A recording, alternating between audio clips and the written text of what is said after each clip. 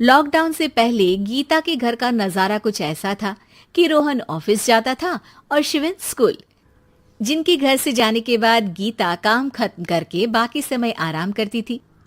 लेकिन लॉकडाउन के बाद ऑफिस और स्कूल घर में ही खुल गए और इससे गीता का हाल वो तो आपको देखने में ही मजा आएगा। शिविन, ओ शिविन, महाराज उठने के लिए क्या 21 तोपों की सलामी लेंगे? अरे बिस्तर से बाहर निकल, ऑनलाइन क्लास स्टार्ट होने वाली है। अरे तुम भी हद करती हो, स्पीकर की तरह चिल्लाने की क्या जरूरत है? दिख नहीं रहा मेरी कॉन्फ्रेंस चल रही है। अब कैमरा और स्पीकर ऑन कर रहा हूं, मुझे कोई शोर नहीं चाहिए। इस पर जैसे ही रोहन लैपटॉप का कैमरा और स्पीकर ऑन करता है तभी कुकर की सीटी बजती है। करा लो अब इसे चुप। लॉकडाउन नहीं हुआ, मेरी मौत का फरमान जारी हो गया। दोनों बाप बेटे ने नाक में दम किया हुआ है।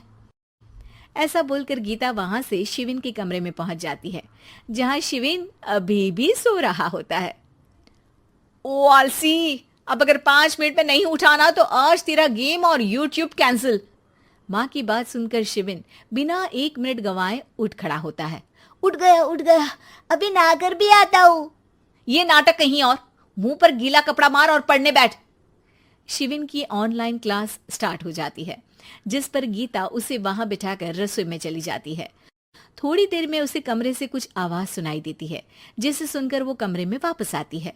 हाय राम, तुझे क्लास अटेंड करने के लिए बोला था, कैमरा ऑफ करके बिस्तर पर नाचने के लिए नहीं बोला था। मम्मी मुझे कुछ समझ नहीं आ रहा, आप बाद में पढ़ा देना ना, वैसे भी अटेंडेंस तो लगी गई है। हाँ हाँ बेटा, जरूर बन जा, तू अभी से हम सबका बाप बन जा।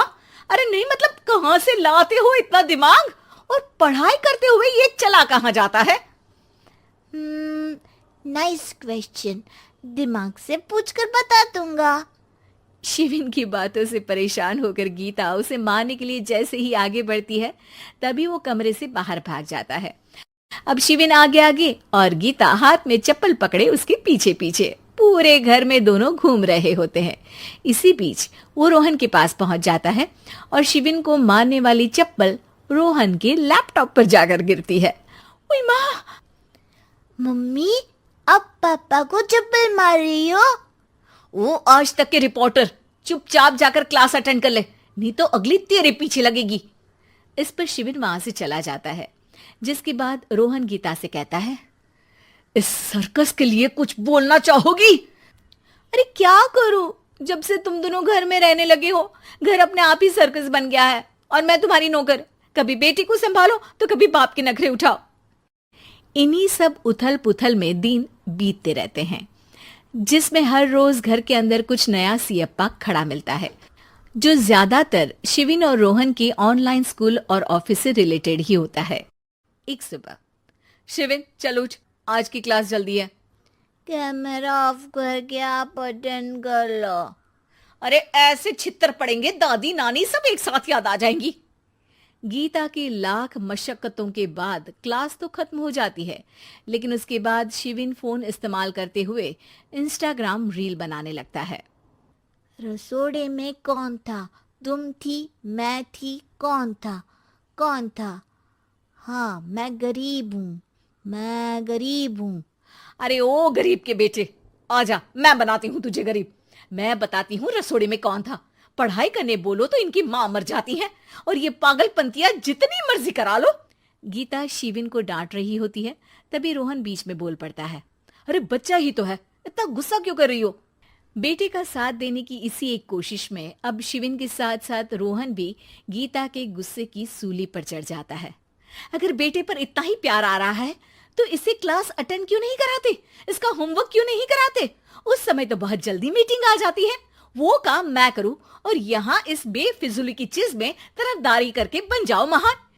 हे भगवान, कोई तो इनके ऑफिस और स्कूल खुलवाओ, मैं इन्हें और घर में नहीं सह सकती। अरे कुछ और मांग लेती, क्योंकि तुम्हारी ये विश इस साल तो पूरी होने से रही, कोरोना। हाय नास पिटे ने जिंदगी ही बर्बाद कर दी।